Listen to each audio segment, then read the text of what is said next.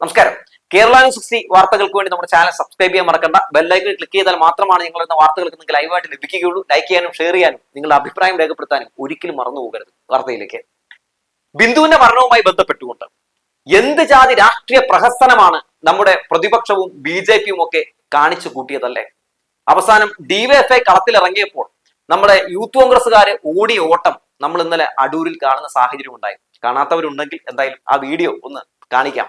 അതായത് നമുക്ക് ദൃശ്യങ്ങളിൽ കാണാം. അടൂരില് ഈ പറയുന്ന വീണ ജോർജ് രാജിവെക്കണമെന്ന് ആവശ്യപ്പെട്ടുകൊണ്ട് യൂത്ത് കോൺഗ്രസിന്റെ ഒരു സംഘം ഏകദേശം ഒരു 50ഓളം ആളുകൾ ഇങ്ങനെ സമരമൊക്കെ നടത്തിക്കൊണ്ട് ശബ്ദമുയർത്തിക്കൊണ്ട് ജാഥയായിട്ട് വരികയാണ്. ഒരു 5 DYFIക്കാരുള്ളൂ. അവര് കളത്തിലേക്ക് ഇറങ്ങിയതോടുകൂടി തന്നെ അവിടെ എത്തിയപ്പോൾ അത് മൗന ജാഥയായി മാറുകയാണ്. പിന്നെ ഒന്നും മിണ്ടാതെ ഞങ്ങൾ വെറുതെ വഴിപോക്കരാണ് എന്ന രീതിയിൽ നടന്നു പോകുന്ന യൂത്ത് കോൺഗ്രസിനെ നമുക്ക് എന്തായാലും ദൃശ്യങ്ങളിൽ കാണാം.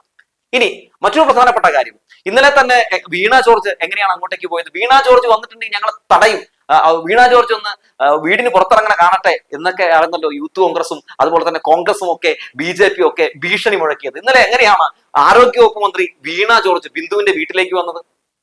നടന്നാണ് വന്നത്. ഒരു പോലീസിനെയും വിളിച്ചില്ല. പാർട്ടിക്കാർക്കൊപ്പം നടന്നു വന്നു. ഒരൊറ്റ മനുഷ്യനെയും കണ്ടില്ല. തടയാനും പ്രതിഷേധം ഉയർത്താനും ഒന്നും അവിടെ ആരും വന്നൊന്നും നമ്മൾ കണ്ടില്ല അല്ലെ. ആ കുടുംബത്തിൽ ചെന്നപ്പോ ആ കുടുംബം എന്താണ് പറഞ്ഞത്?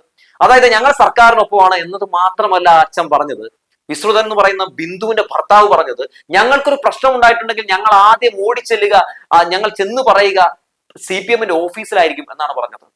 ഞങ്ങൾക്ക് വിശ്വാസമാണ് ഈ സർക്കാരിനെ എന്നാണ് പറഞ്ഞത്. എന്തുകൊണ്ടാണ് അങ്ങനെ പറയുന്ന ഒരു അവസ്ഥ ഉണ്ടായതെന്ന് ചോദിച്ചിട്ടുണ്ടെങ്കിൽ അവർക്ക് നല്ല വ്യക്തമായിട്ട് അറിയാം അവിടെ നടന്നത് ഒരു ആസൂത്രിതമായിട്ട് അവിടെ ഉണ്ടാക്കിയെടുത്ത ഒരു അപകടമല്ല എന്നും അവിടെ പെട്ടെന്നുണ്ടായ ഒരു അപകടമാണെന്നും ആ അപകടത്തിൽ സർക്കാരിന് യാതൊരു പങ്കില്ല എന്നും ഒക്കെ നന്നായി തന്നെ വിശ്രുതനും ആ കുടുംബത്തിനും അറിയാം. മാത്രവുമല്ല, ഈ വിഷയവുമായി ബന്ധപ്പെട്ടുകൊണ്ട് വീണ ജോർജ് രാജിവെക്കണമെന്ന് പ്രതിപക്ഷം ആവശ്യപ്പെടുന്നുണ്ടല്ലോ, ആ വിഷയത്തിൽ എന്താണ് പ്രതികരണമെന്ന് മാധ്യമങ്ങൾ വിശ്രുതന്റെ അടുത്ത് ചോദിച്ചപ്പോൾ അദ്ദേഹം പറയുന്നു, എനിക്കതിൽ ഈ പറയുന്നത് പോലെ യാതൊരു താല്പര്യവുമില്ല, വീണ ജോർജ് രാജിവെക്കേണ്ടതില്ല എന്നാണ് പറഞ്ഞത്. അതുകൊണ്ട് തന്നെ പ്രതിപക്ഷത്തിന്റെ ആരോപണം മുഴുവൻ പൊളിഞ്ഞിരിക്കുകയാണ്. ബിന്ദുവിന്റെ പേരും പറഞ്ഞ് ഇപ്പോൾ ഈ നടത്തിക്കൊണ്ടിരിക്കുന്ന പ്രഹസനങ്ങൾ നിർത്തിക്കോ എന്ന് തന്നെയാണ് കുടുംബം പറയുന്നത്. ബിന്ദുവിന്റെ പേരും പറഞ്ഞ് ഓരോ ദിവസവും ഓരോ ആശുപത്രികളുടെ ഫ്രണ്ടിൽ പോയിട്ട് സമരം ചെയ്യുകയാണ്, പ്രതിഷേധം ഉണ്ടാക്കുകയാണ്, പൊതുമുതലൊക്കെ നശിപ്പിക്കുകയാണ്, ആശുപത്രികൾക്ക് നേരെ ആക്രമം അഴിച്ചുവിടുകയാണ്. അവിടെ വരുന്ന രോഗികൾക്ക് ഉണ്ടാവുന്ന ബുദ്ധിമുട്ട് ഒന്ന് ആലോചിച്ച് നോക്കണേ. സാധാരണക്കാരായിരിക്കുമല്ലോ പ്രത്യേകിച്ച് സർക്കാർ ആശുപത്രിയിൽ കൂടുതൽ അഭയം തേടുക. ഇന്ന് പല സമ്പന്നരായിട്ടുള്ള ആളുകളും പോകുന്നുണ്ട്. കാരണം ഏറ്റവും മികച്ച സൗകര്യങ്ങളാണ് എല്ലാ ആശുപത്രികളിലും ഒരുക്കിയിട്ടുള്ളത്. അപ്പൊ അങ്ങോട്ടേക്ക് വരുമ്പോ അങ്ങോട്ടേക്ക് ആരും വരാതിരിക്കാൻ വേണ്ടിയുള്ള പല സംഭവങ്ങൾ ഇങ്ങനെ ഉണ്ടാക്കിയെടുക്കുകയാണ്. എന്നാലാണല്ലോ സ്വകാര്യ കമ്പനികൾക്ക് ഈ പറയുന്ന പോലെ ലാഭം ഉണ്ടാക്കാൻ പറ്റുകയുള്ളൂ. അതിനുവേണ്ടി കിണഞ്ഞു പരിശ്രമം നടത്തുകയാണ് യൂത്ത് കോൺഗ്രസും BJPയും ഒക്കെ. എന്തായാലും ഇപ്പോ വന്ന് ഈ പ്രതിഷേധം നിന്നിട്ടുണ്ട് കേട്ടോ. വേറെ ഒന്നും കൊണ്ടല്ല, DYFI കളത്തിലിറങ്ങിയപ്പോ മുട്ടൊന്ന് ചെറുതായിട്ടൊന്ന് വിറച്ചു. ഇപ്പോ ഈ പ്രതിഷേധം എന്ന് പറയുന്ന പരിപാടി ഇല്ല, അതാണ് കാണാനുള്ളത്. അതിനിടയിൽ ഇന്നലെ സതീശനും ഒരു 8ന്റെ പണി രമേശ് ചെന്നിത്തല കൊടുത്തിട്ടുണ്ട്.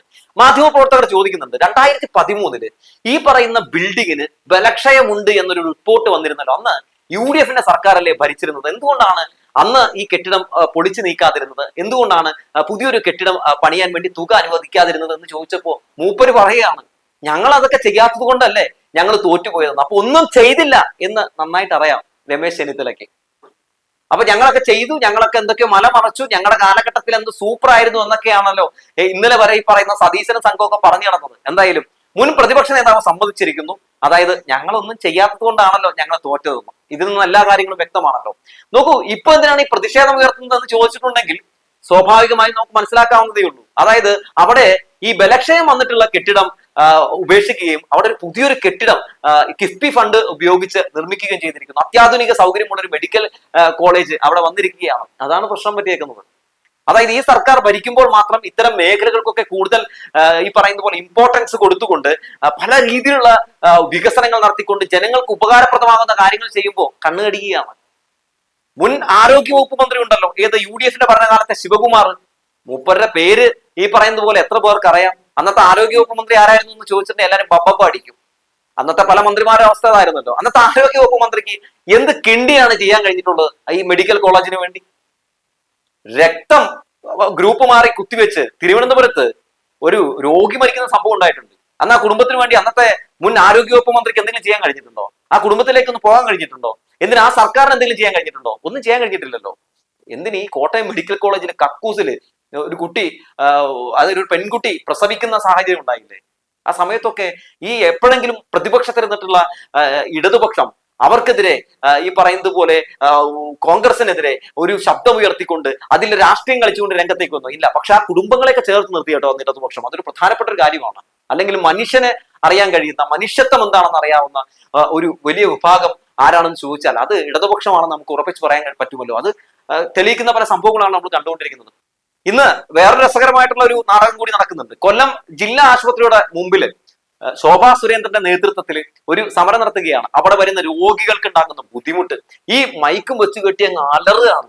വല്ലാത്ത രീതിയിലുള്ള ഒരു അലോസരപ്പെടുത്തുന്ന ഒരു കാഴ്ചയാണ് നമുക്ക് അവിടെ കാണാൻ സാധിക്കുന്നത്. എന്തോരം രോഗികളാണെന്ന് അറിയാം പ്രതിഷേധിക്കുന്നത് ഇവർക്കെതിരെ. അതുപോലെ തന്നെ ഫേസ്ബുക്കിലും ഇൻസ്റ്റാഗ്രാമിലും ഒക്കെ ഇവർക്കെതിരെ വന്ന് നിറയുന്ന കമന്റുകൾ കണ്ടിട്ടുണ്ടെങ്കിൽ സത്യത്തിൽ നാണമുണ്ടോ BJP-ക്കാരെ എന്ന് ചോദിച്ചു പോകും. ശോഭാ സുരേന്ദ്രൻ ഇത്രയെങ്കിലുമൊക്കെ നാണമുണ്ടെങ്കിൽ, അല്ലെങ്കിൽ ഇത്രയെങ്കിലുമൊക്കെ നാടിനോടൊക്കെ ഒരു പ്രതിബദ്ധത ഉണ്ടെങ്കിൽ ഈ ആശുപത്രിയുടെ ഫ്രണ്ടിൽ പോയി തോന്നിവാസം കാണിക്കൂ. ഈ കോൺഗ്രസ്സുകാരും യൂത്ത് കോൺഗ്രസ്സുകാരും BJP-ക്കാരും ഒക്കെ ഈ പറയുന്ന ആശുപത്രിയുടെ ഫ്രണ്ടിൽ പോയിട്ട് എന്ത് ജാതി തെമ്മാടിത്തരാണ് ഈ കാണിച്ചു കൂട്ടുന്നത്? അതിന്റെ ഫ്രണ്ടിൽ പോയി നിന്ന് ഇങ്ങനെ ഒച്ചപ്പാടും ബഹളം ഉണ്ടാക്കി മാധ്യമങ്ങളിൽ ഈ പറയുന്ന പോലെ ഹെഡ്ലൈൻ ആകാൻ വേണ്ടി കാണിച്ചു കൂട്ടുന്ന കാട്ടിക്കൂട്ടലുകളാണെങ്കിലും സത്യത്തിൽ നിങ്ങളെയൊക്കെ ഓർത്തിട്ട് ലോക ദുരന്തം എന്ന് ആരെങ്കിലും ഒക്കെ വിളിക്കുകയാണെങ്കിൽ അവിടെ നമുക്ക് തെറ്റു പറയാനേ പറ്റില്ല. കാരണം നിങ്ങൾ അത്രത്തോളം ദുരന്തങ്ങളായി മാറുന്ന കാഴ്ചയാണ് കണ്ടുകൊണ്ടിരിക്കുന്നത്. നോക്കൂ, കേന്ദ്രം കേരളത്തിന് എത്ര കോടി രൂപയാണ് നൽകാനുള്ളത്? ആരോഗ്യ രംഗത്ത് വലിയ രീതിയിലുള്ള കുതിപ്പ് നമ്മൾ നടത്തുമ്പോഴും നമുക്ക് 500 കോടിക്ക് മുകളിൽ രൂപ ഇപ്പോഴും കേന്ദ്രം നൽകാനുണ്ട് ആരോഗ്യ മേഖലയ്ക്ക് മാത്രമായിട്ട്. നൽകുന്നില്ലല്ലോ. മാത്രമല്ല ഇതുമായി ബന്ധപ്പെട്ടുകൊണ്ട് ശോഭാ സുരേന്ദ്രനൊക്കെ അവിടെ കിടന്ന് വലിയ ഗീർവാണ് അടിക്കുന്നത് കാണുമ്പോൾ സത്യത്തിൽ എന്തെങ്കിലുമൊക്കെ തരാനുള്ളതൊക്കെ തന്നിട്ട് വാ വിളിക്ക് എന്നാണ് പറയാനുള്ളത്. എന്ത് സഹായമാണ് നിങ്ങൾക്ക് ഈ പറയുന്ന പോലെ നൽകാൻ കഴിഞ്ഞിട്ടുള്ളത്? ഇങ്ങനെ ഒരു സംഭവം ഉണ്ടായിട്ട് ഈ പറയുന്ന പോലെ അങ്ങനെ അവിടെ ഒരു മരണം സംഭവിച്ചിട്ട് എന്നിട്ട് പോലും ഈ പറയുന്നത് പോലെ കേന്ദ്രം നൽകാനുള്ള തുക നൽകണം എന്ന് ആവശ്യപ്പെടാനായിട്ട് കഴിയുന്നില്ലല്ലോ നിങ്ങൾക്ക്.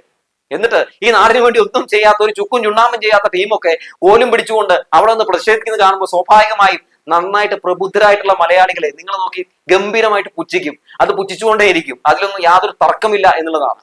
മാത്രവുമല്ല ഇപ്പോ ഈ മരണവുമായി ബന്ധപ്പെട്ടുകൊണ്ട് ഈ മരണത്തെ രാഷ്ട്രീയവൽക്കരിച്ചുകൊണ്ട് ഇവരൊക്കെ കാണിച്ചുകൊണ്ടിരിക്കുന്ന ഈ ഒരു കഴുകന്റെ പരിപാടി ഉണ്ടല്ലോ, ഈ പരിപാടി കാണുമ്പോൾ തന്നെ സ്വാഭാവികമായിട്ട് ജനങ്ങൾക്കെല്ലാം മനസ്സിലാകുന്നുണ്ട് ഈ നാടിന് ആരെയാണ് വേണ്ടതെന്നും ആരെയാണ് വേണ്ടാത്തതെന്നും. അങ്ങ് കടിച്ചു പറക്കുകയല്ലേ. ആ കുടുംബം പോലും ആഗ്രഹിക്കുന്നില്ല. ആ കുടുംബം പോലും ആഗ്രഹിക്കാത്ത കാര്യങ്ങൾ, ആ കുടുംബം പോലും പറയാത്ത കാര്യങ്ങളൊക്കെ പറഞ്ഞുകൊണ്ട് എന്ത് രീതിയിലുള്ള മോശപ്പെട്ട ഒരു അധാർമിക രാഷ്ട്രീയ പ്രവർത്തനമാണ് BJP-യും ഈ പറയുന്ന കോൺഗ്രസും ഒക്കെ ഇവിടെ കാണിച്ചു കൂട്ടുന്നത്.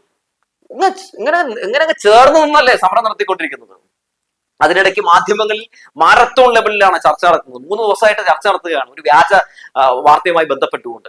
അതായത് ഈ മെഡിക്കൽ കോളേജിലെ മരണത്തിന് ഉത്തരവാദി വീണ ജോർജാണ്, വീണ ജോർജ് രാജിവെക്കണമോ എന്നൊക്കെ പറഞ്ഞ് എന്ത് ജാതി തള്ളലും എന്ത് ജാതി വ്യാജ പ്രചരണവുമാണ് പല സ്മൃതീശന്മാരൊക്കെ നടത്തിക്കൊണ്ടിരിക്കുന്നത്. സത്യത്തിൽ ഇതൊക്കെ കണ്ടിട്ട് നമ്മുടെ മാധ്യമ പ്രവർത്തകരെയൊക്കെ ഓർത്ത് ജനം ലജ്ജിക്കുകയാണെന്ന് പറയാതെ വയ്യ. ഇതാണോ മാധ്യമ പ്രവർത്തനം? ഇതാണോ രാഷ്ട്രീയ പ്രവർത്തനം?